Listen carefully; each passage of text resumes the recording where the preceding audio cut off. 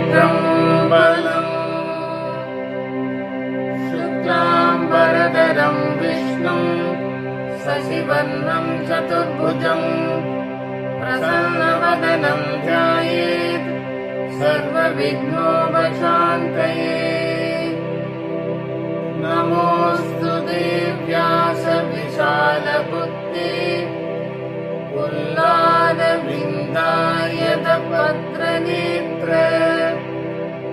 येन त्वया बालदतैलपूर्णः प्रज्वालितो ज्ञानमयप्रदीपः. वन्दे शम्भुमुमापतिं सुरगुरुं वन्दे जगत्तारणं वन्दे पन्नगभूषणं मृगधरं वन्दे पशूनां पतिं वन्दे सूर्यशशाङ्कवह्निनयनं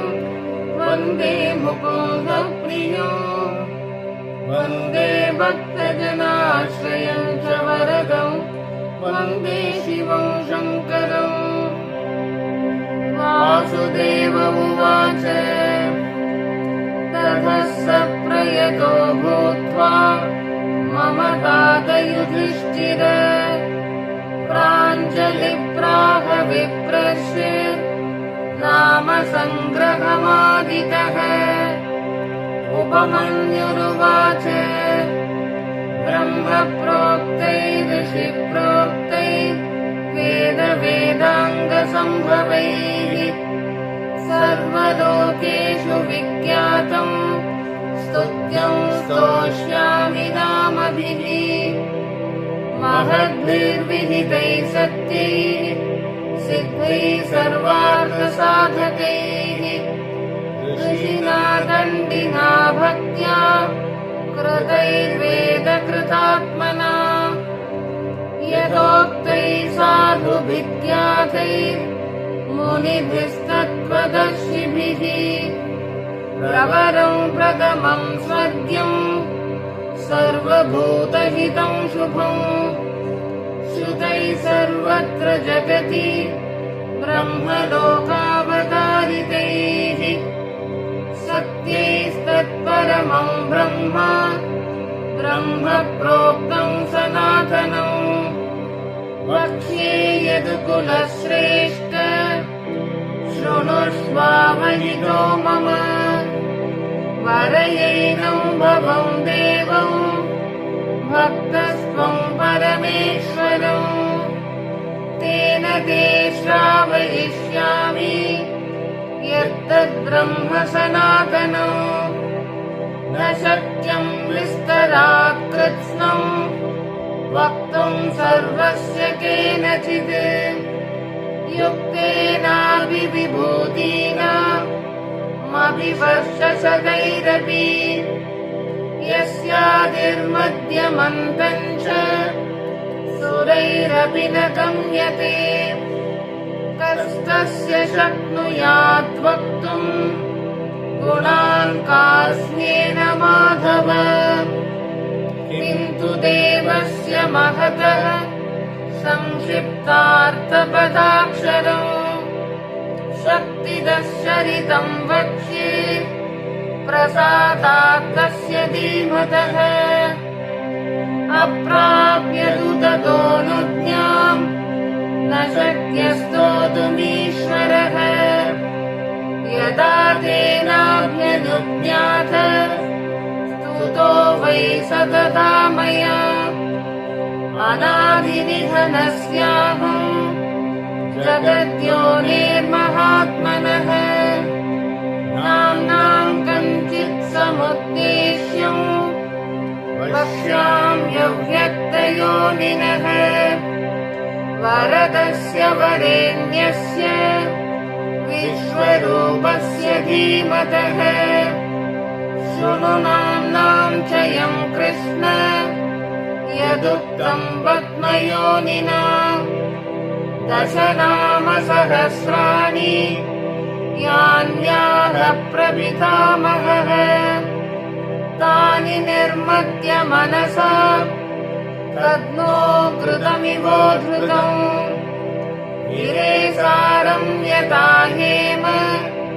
पुष्पसारं यथा मधु कृतासारं यथा मण्डस्तदैतत्सारमुद्धृतम् सर्वपापापहमिदम् चतुर्वेदसमन्वितम् प्रयत्नेनाधिगन्तव्यम् कार्यम् च प्रयतात्मना सर्वभूतात्मभूतस्य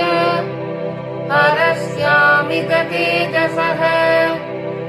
अष्टोत्तरसहस्रम् तु नाम्नां सर्वस्य मे शृणु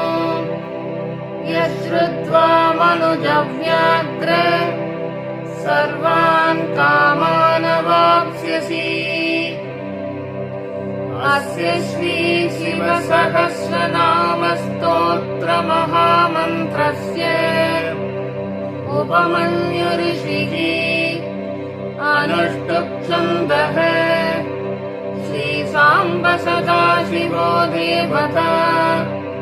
स्थिरस्तानुरिति बीजम् श्रीमान् श्रीवर्धनो जगत् इति शक्तिः देवाधिपतिरिति कीलकम् श्रीसाम्ब सदाशिव प्रसाद सिद्ध्यर्थे जपे विनियोगः ध्यानम् शान्तम् पद्मासनस्थम् शशिधरमकुटम् पञ्चवक्त्रम् त्रिनेत्रम् शूलम् वज्रम् च खड्गम् परशुमभयदम् दक्षभागे वहन्तम् नादम् पाशम् च घण्टाम् प्रणयहुतवहम् साङ्कुशम् वामभागे नानालङ्कारयुक्तम् स्फटिकमणिनिभम् पार्वतीशम् नमामि ॐ स्थिरस्थानो प्रबुद्धीम प्रवरो वरदो वरः सर्वात्मा सर्वविख्यात सर्वकरो भवः जडी शर्मीषि कण्डी च सर्वाङ्ग सर्वभावनः हरश्च हरिणाक्षश्च सर्वभूतहर प्रभुः प्रवृत्तिश्च निवृत्तिश्च नियतः शाश्वतो ध्रुवः श्मशानवासी भगवान् कशरो घोषरोधनः अभिवाद्यो महाकर्मा तपस्वीभूतभावनः उन्मत्तवेषप्रच्छन्न सर्वलोकप्रजापतिः महारूपो महाकायो वृषरूपो महायशाः महात्मा सर्वभूतात्मा विश्वरूपो महाहनुः लोकपालोऽन्तर्हितात्मा प्रसादो हयकर्तभिः पवित्रम् च महांश्चैव नियमो नियमाश्रितः सर्वकर्मा स्वयंभूत आदिरादिकरो निधिः सहस्राक्षो विशालाक्षः सोमो नक्षत्रसाधकः चन्द्रः सूर्यशनिकेतुर्ग्रहो ग्रहपतिर्वरः अत्रिरत्र्या नमस्कर्ता मृगबाणार्पणो नगः महातपा घोरतपा अदीनो दीनसाधकः संवत्सरकरो मन्त्र प्रमाणौ परमौ तपः योगी योग्यो महाबीजो महारेता महाबलः सुवर्णरेता सर्वज्ञ सुबीजो बीजवाहनः दशभा बाहुस्त्वनिमिषो नीलकण्ठ उमापतिः विश्वरूपः स्वयं श्रेष्ठो बलवीरो बलो गणः गणकर्ता गणपतिर्दिग्वासा काम एव च मन्त्रवित् परमो मन्त्र सर्वभावकरो हरः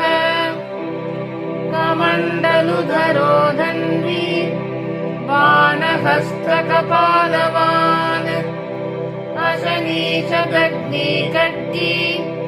पट्टिशीशायुधी महान् शुभहस्तसुरूपश्च तेजस्तेजस्करो निधिः उष्णीषी च सुवक्त्रश्च उदग्रो विनतस्तथा दीर्घश्च हरिकेशश्च सुदीर्घकृष्ण एव च शृगालरूपसिद्धार्थो मुण्डः सर्वशुभङ्करः अजश्च बहुरूपश्च गन्धधारी कपत्यपि ऊर्ध्वरेता ऊर्ध्वलिङ्ग ऊर्ध्वशायी नभस्थलः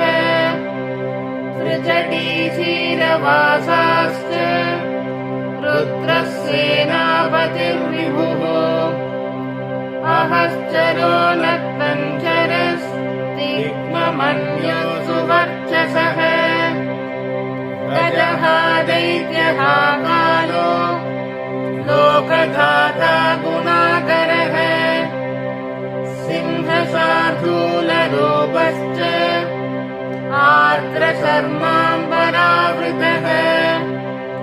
कालयोगी महानाद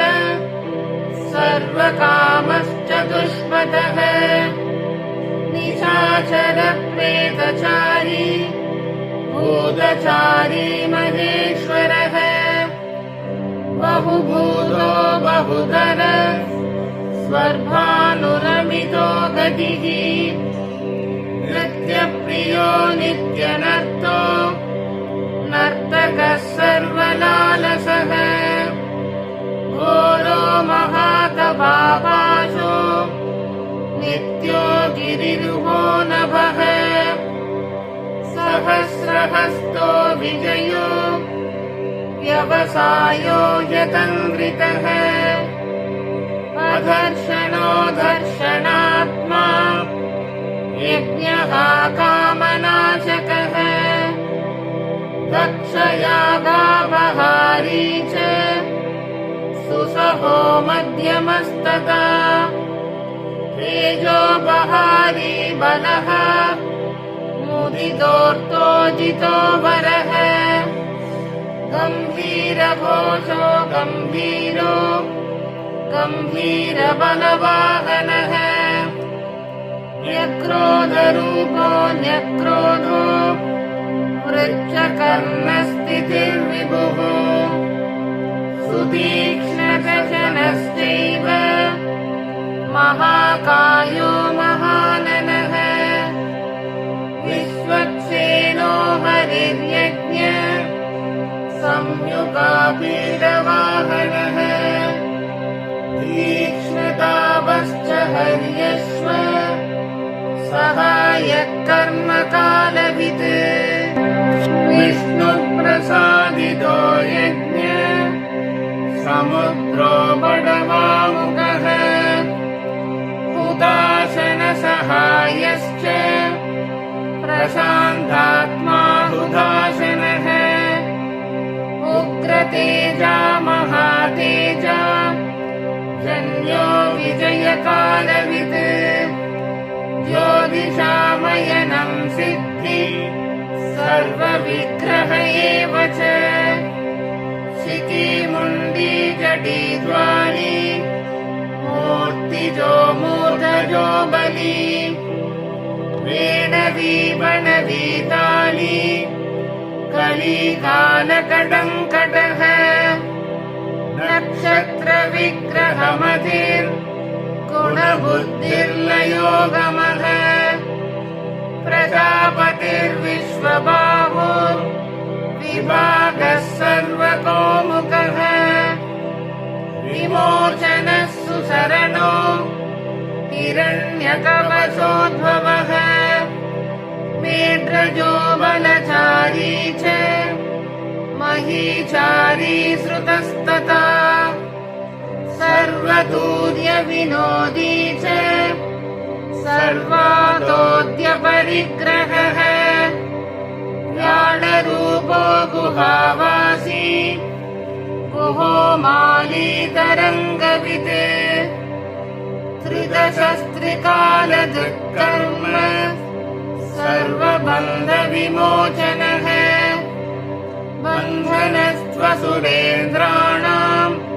युधिशत्रुविनाशनः साङ्ख्यप्रसादो दुर्वासा सर्वसाधुनिषेवितः प्रस्कन्दनो विभागज्ञो अतुल्यो यज्ञभागवित् सर्ववासः सर्वचारी दुर्वासा वासवोमरः हैमो हेमकरो यज्ञ सर्वधारीधरोत्तमः रोहिताक्षो महाक्षश्च विजयाक्षो विशारदः सङ्ग्रहो निग्रहः कर्ता सर्पचीननिवासनः मुख्यो मुख्यश्च देहश्च काकली सर्वकामदः सर्वकालप्रसादश्च सुबलो बलरूपकृत् सर्वकामवरश्चैव सर्वतः सर्वतोमुखः आकाशनिर्विरूपश्च निपातीह्यवशक्कगः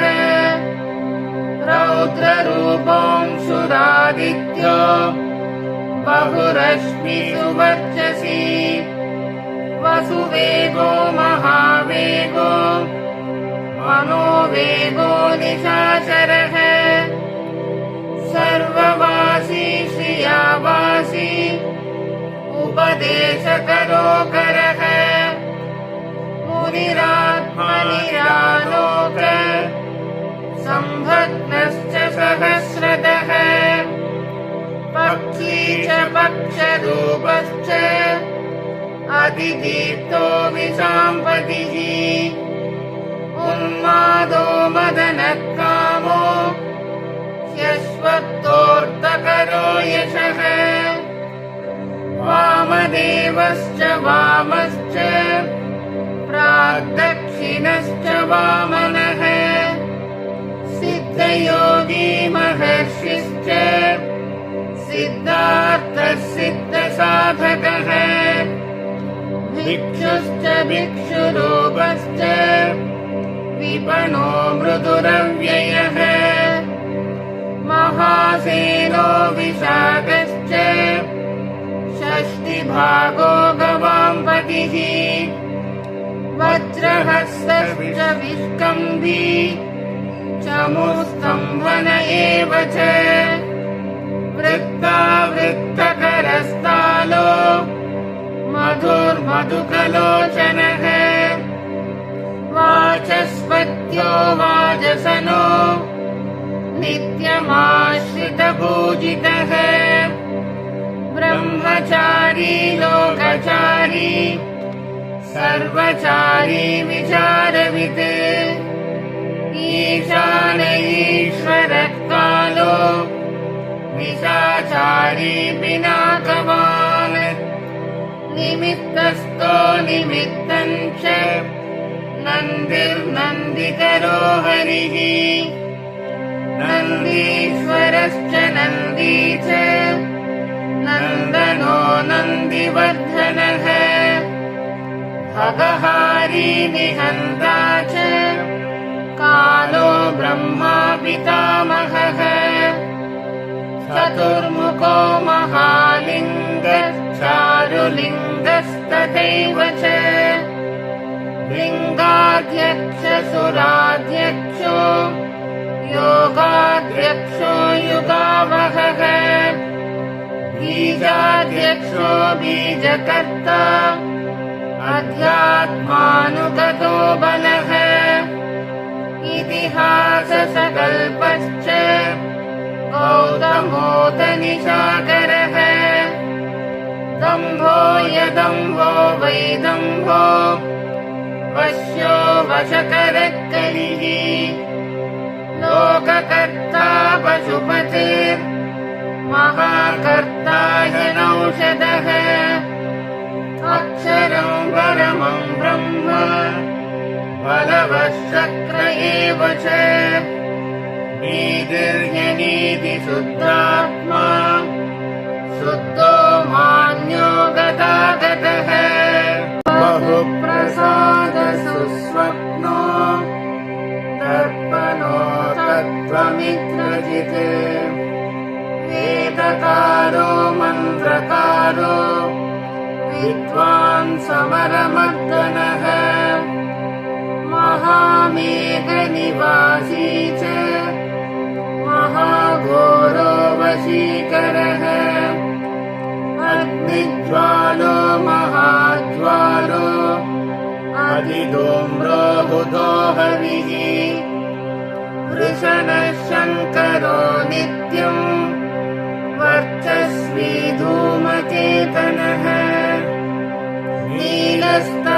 नीलस्तथाङ्गलुब्धश्च शोभनो निरवग्रहः स्वस्तिदः स्वस्तिभावश्च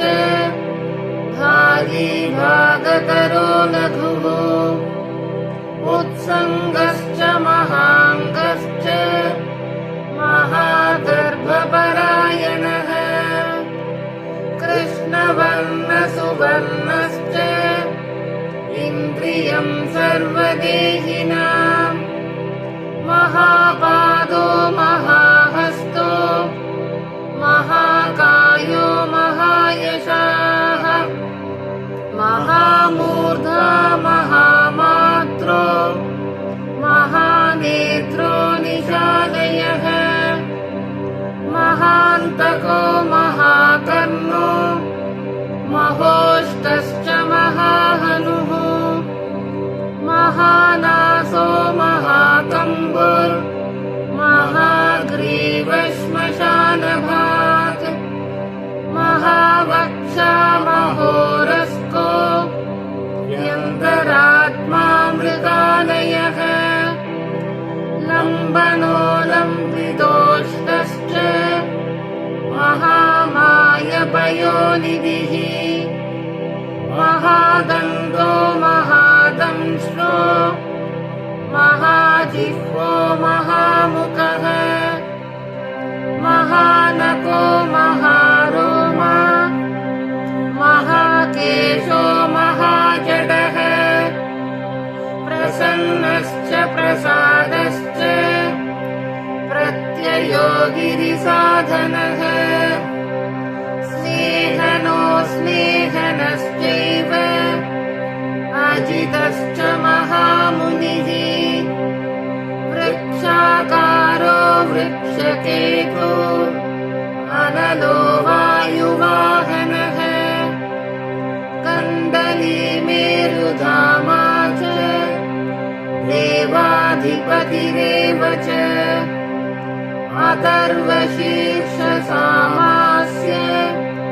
ऋक्सहस्रामितेक्षणः यजुःपादभुजो गुह्य प्रकाशो जङ्गमस्तथा अमोघार्थप्रसादश्च अभिगम्य सुदर्शनः उपकारप्रियः सर्वकनककाञ्चनश्च नाभिर्नन्दिकरो भाव पुष्करस्तपति स्थिरः द्वादशस्त्रासनश्चाद्यो यज्ञो यज्ञसमाहितः नक्तं कलिश्च कालश्च मकरकालपूजितः सगणो गणकारश्च भूतवाहनसारथिः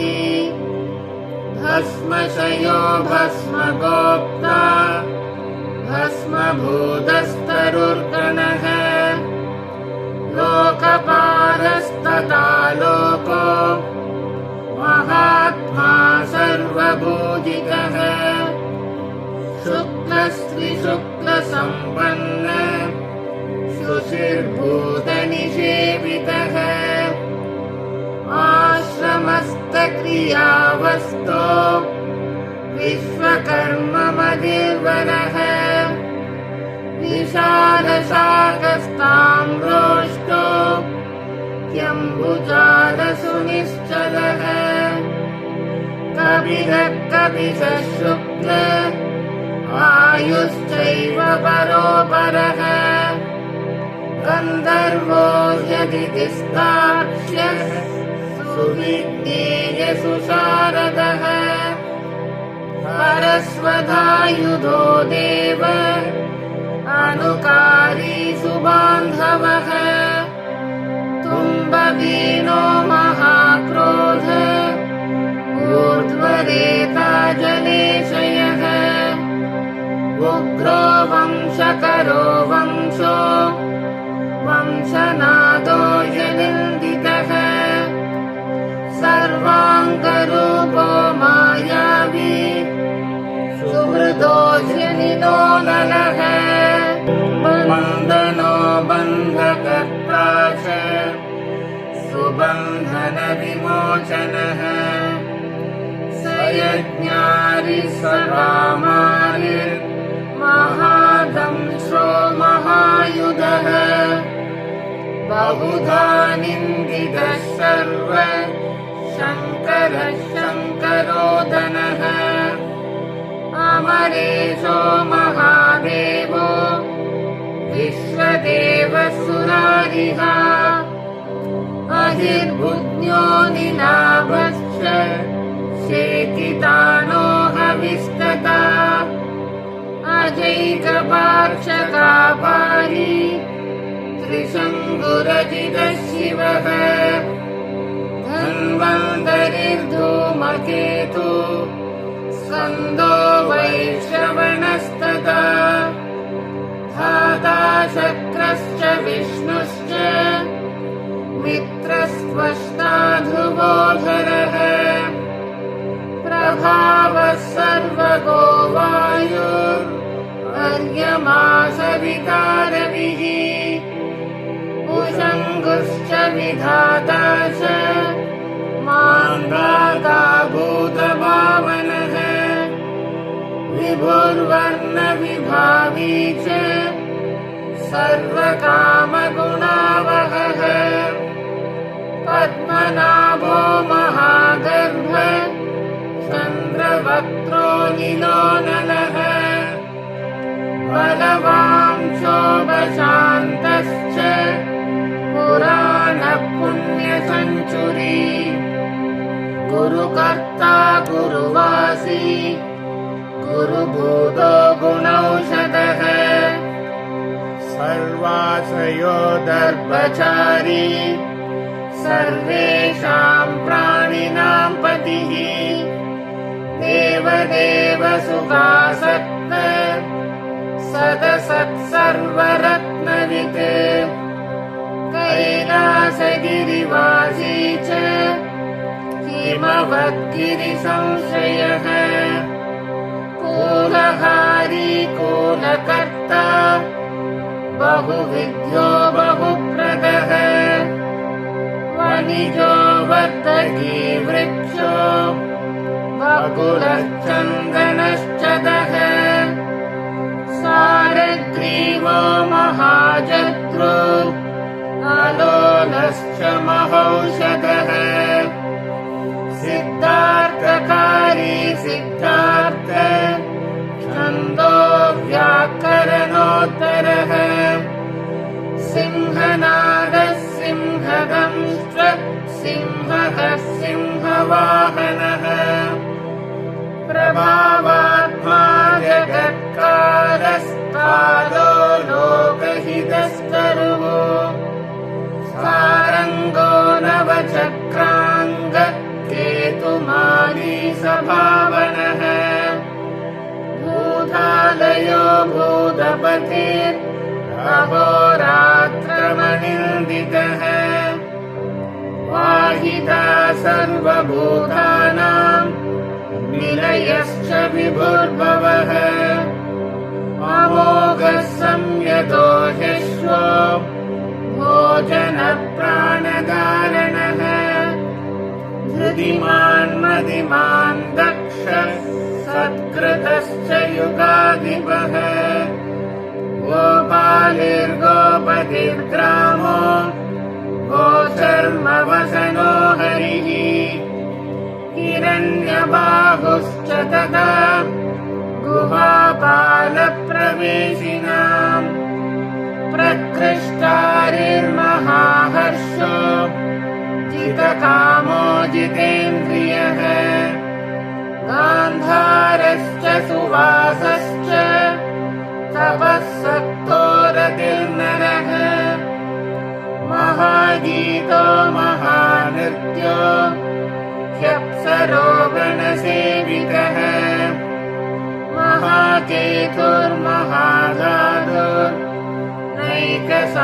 महाकेतुर्महाधातुर्नैकसानुश्चरश्चलः आवेदनीय आदेश सर्वगन्धसुहावहः तोरणस्तारणो वाथ परिदीपतिकेशरः संयोगो वर्धनो वृद्धो अधिवृद्धो गुणाधिकः नित्यमात्मसहायश्च देवासुरपतिपतिः युक्तश्च युक्तबाहुश्च देवो दिवि सुपर्वणः आषाढश्च सुषाढश्च ध्रुवोदहरिणो हरः वपुरावर्तमानेभ्यो वसुश्रेष्ठो महापतः शिरोहारी विमर्शश्च सर्वलक्षणलक्षितः अक्षश्च रतयोगी च सर्वयोगी महाबलः समाम्नायो समाम्नायस्तीर्थदेवो महारथः निर्जीवो जीवनो मन्त्र सुभाक्षो बहुकर्कशः रत्नप्रभूतो रत्नाङ्गो महान्नवनिपालवित् मूलं विशालो ह्यमृतो व्यक्ताव्यक्तस्तपोनिधिः आरोहणोऽधिरोहश्च शीलधारी महायशाः सेनाकल्पो महाकल्पो योगो युगकरो हरिः युगरूपो महारूपो महानागघनो वदः न्यायनिर्वपनपाद पण्डितोषशलोपमः बहुमालो महामाल शशिहरसुलोचनः विस्तारो लवणकूपस्त्रियुगः सफलोदयः त्रिलोचनो विषण्णाङ्गो मणिविद्धो जटाधरः बिन्दुर्विसर्गसुमुख शरः सर्वायुधः सहः निवेदनसुभाजात सुगन्धारो महाधनुः गन्धपाली च भगवान् उत्तानः सर्वकर्मणाम् मन्दानो बहुलो वायु स सकलः सर्वलोचनः कलस्थालकरस्थाली ऊर्ध्वसंहननो महान् छत्रं सुचत्रो विद्यातो लोकः सर्वाश्रयक्रमः मुण्डो विरूपो विकृतो दण्डी कुण्डी विकुर्वणः पर्यक्षकगुभो वज्री शतजिह्वसहस्रपात् सहस्रमूर्धा देवेन्द्र सर्वदेवमयो गुरुः सहस्रबाहुः सर्वाङ्ग शरण्यः सर्वलोककृते पवित्रं त्रिककृन्मन्त्र कनिष्ठ कृष्णपिङ्गलः ब्रह्मदण्ड विनिर्माता शतग्निपाशशक्तिमान् पद्मगर्भो महागर्भो ब्रह्मगर्भो जलोद्भवः गभस्तिर्ब्रह्मकृद्ब्रह्मी ब्रह्मविद्ब्राह्मणो गतिः अनन्तरूपो नैकात्मा दिग्मतेजा स्वयंभुवः ऊर्ध्वगात्मा पशुपते वातरंहा मनोजवः चन्दनी पद्मनादाग्र सुरभ्युत्तरनो नरः कर्णिकार महाश्रग्वी नीलमौली पिनाककृते उमापतिरुमाकान्तो जाह्नवी भृगुमाधवः वरो वराहो वरदो वरेण्यः सुमहास्वनः महाप्रसादो दमन शत्रुहा श्वेतपिङ्गलः पीतात्मा परमात्मा च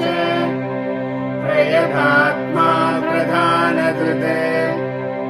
सर्वभास्वमुखस्त्रक्षो धर्मसाधारणो वरः चराचरात्मा सूक्ष्मात्मा अमृतो गोवृषेश्वरः साध्यर्षिर्वसुरादित्यो विवस्वान् सवितामृतः व्याससर्गसुसंक्षेपो विस्तरपर्ययो नरः ऋतुः संवत्सरो मास पक्षः संख्यासमापनः कलाकाष्ठालवामात्रा मुहूर्ताः क्षपाक्षणाः विश्वक्षेत्रं प्रजाबीजं लिङ्गमाध्यस्तु निर्गमः सदसद्व्यक्तमव्यक्तं पिता माता पितामहः स्वर्गद्वारं प्रजाद्वारं मोक्षद्वारं प्रविष्टवम् निर्वाणं साधनश्चैव ब्रह्मलोकपरागतिः देवासुरविनिर्माता देवासुरपरायणः देवासुरगुरुर्देवो देवासुरनमस्कृतः देवासुरमहामात्रो देवासुरगणाश्रयः देवासुरगणाध्यक्षो देवासुरगणाग्रणीः देवादिदेवो देवर्षि देवासुरवरप्रदः देवासुरेश्वरो विश्वो देवासुरमहेश्वरः सर्वदेवमयो चिन्त्यो देवदात्मात्मसम्भवः उद्भित्त्रिविक्रमो वैद्यो विरजो नीरजोऽमरः ईड्यो हस्तीश्वरो व्याघ्रो देवसिंहो नरर्षभः विबुधोऽग्रवरः सूक्ष्म सर्वदेवस्तपोमयः सुयुक्तशोभनो वज्री रासानां प्रभवो व्ययः गुहः कान्तो निजः सर्ग पवित्रं सर्वभावनः शृङ्गी शृङ्गप्रियो बभ्रू राजराजो निरामयः अभिरामः सुरगणो विरामः सर्वसाधनः ललाटाक्षो विश्वदेवो हरिणो ब्रह्मवर्चसः स्थावराणां पतिश्चैव नियमेन्द्रियवर्धनः सिद्धार्थसिद्धभूतार्थो चिन्त्यः सत्यव्रतः शुचिः व्रतादिपरं ब्रह्म भक्तानां परमागतिः विमुक्तो मुक्ततेजाश्च श्रीमान् श्रीवर्धनो जगते व्रतादिपरं ब्रह्म भक्तानां परमागतिः विमुक्तो मुक्ततेजाश्च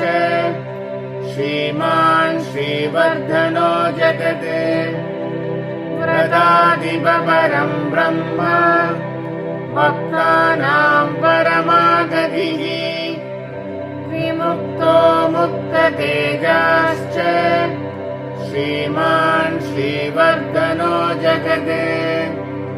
श्रीमान् श्रीवर्धनो जगत् ॐ नमः इति यथा प्रधानं भगवान् इति भक्त्या स्तुतो मया ब्रह्मादयो देवा विदुस्तत्त्वेन नश्ययः स्तोतव्यमद्यं वन्द्यं च कस्तोष्यति जगत्पतिम् भक्तिं त्वेवं पुरस्कृत्य मया यज्ञपतिर्विभुः तदोऽप्यनुज्ञां सम्प्राप्य स्तुतो मदिमताम्बरः शिवमेभिस्तुवं देवं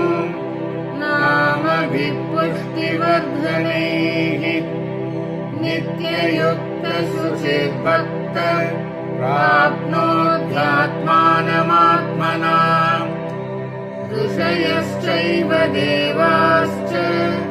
स्तुवन्ते तेन तत्परम्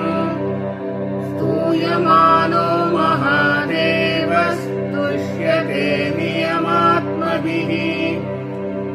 भक्तानुकम्पी भगवान् आत्मसंस्थाकरो विभुः तदैव च मनुष्येषु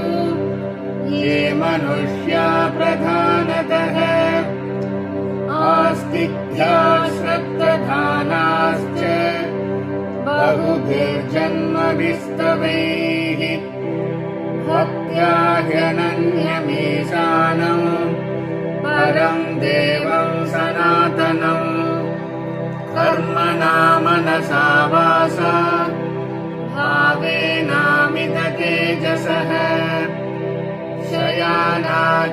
शयानाजाग्रमाणाश्च व्रजन्नुभविसंस्तता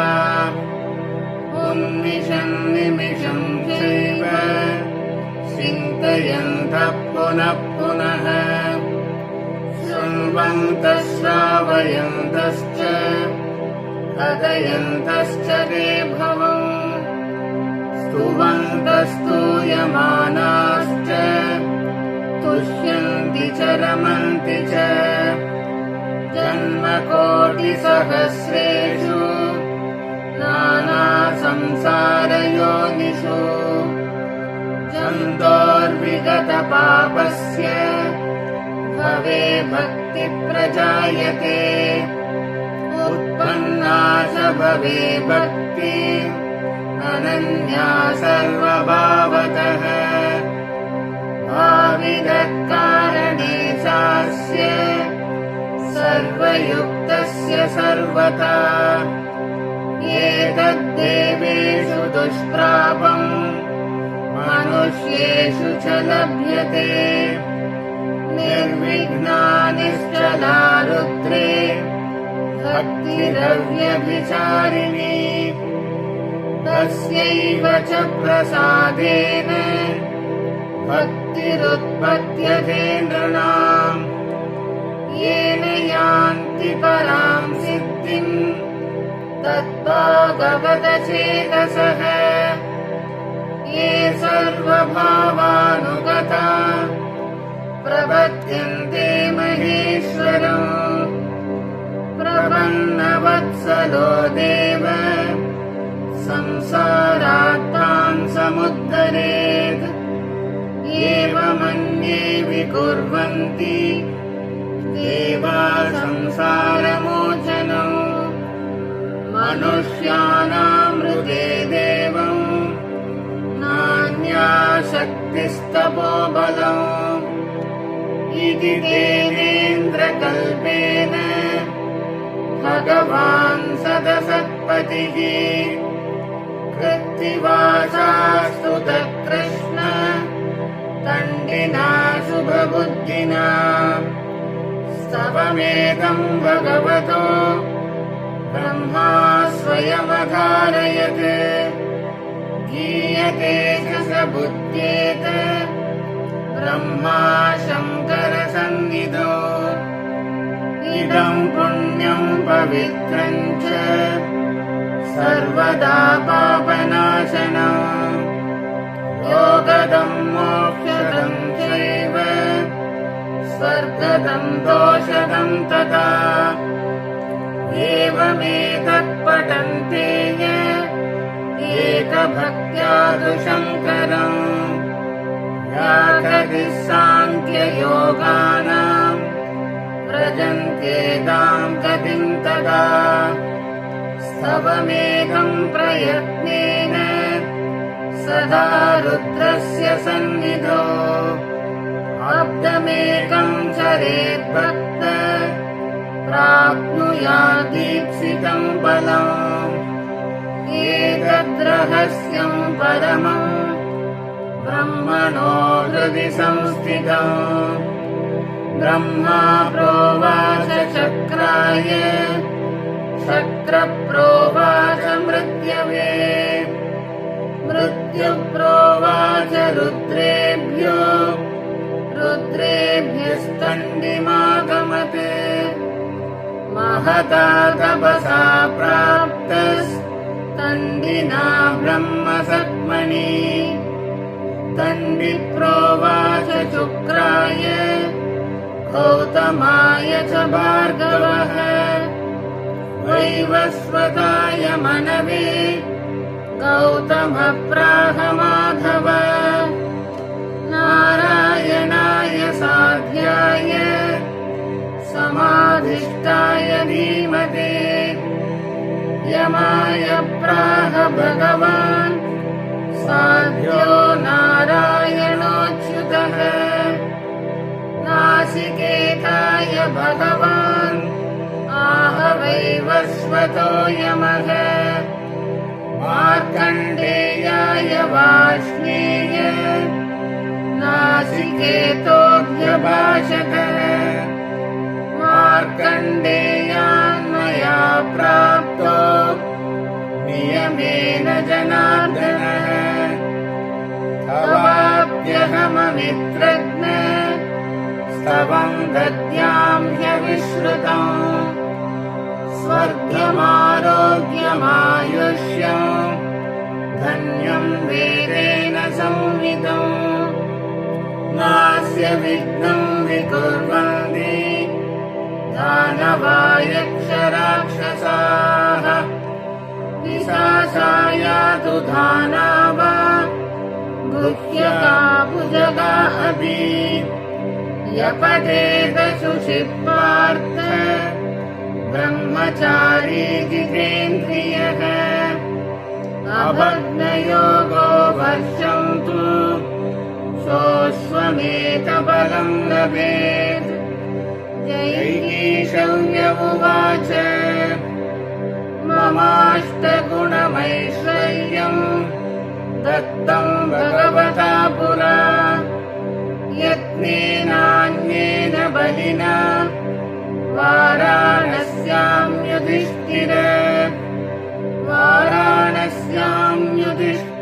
ॐ नम इति।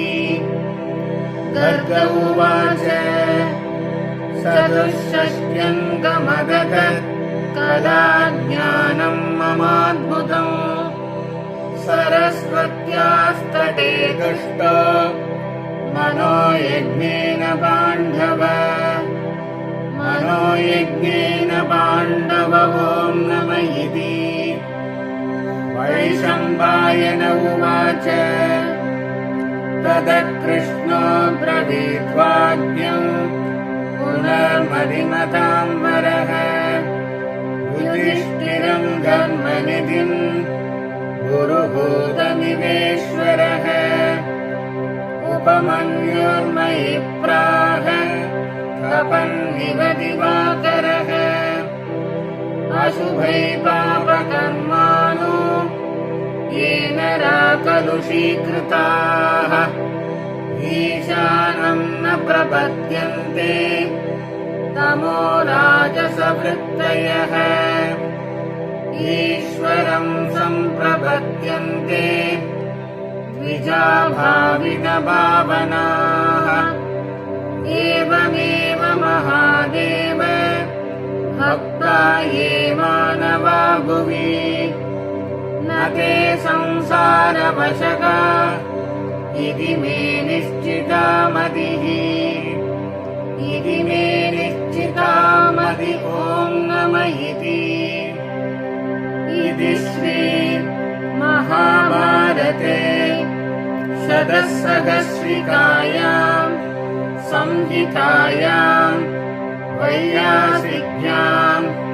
अनुशासनपर्वणि अष्टादशोऽध्यायः। दुःस्वप्न दुःशकुन दुर्गति दौर्मनस्य दुर्भिक्ष दुर्व्यसन दुस्सह दुर्यशांसि उत्पादतापविषभीति मसद्ग्रहार्तिं व्याधीं च नाशयतु मे जगदामदीशः। इति श्री शिवसहस्रनामस्तोत्रं सम्पूर्णम्। तिरुचित्रम्बलम्।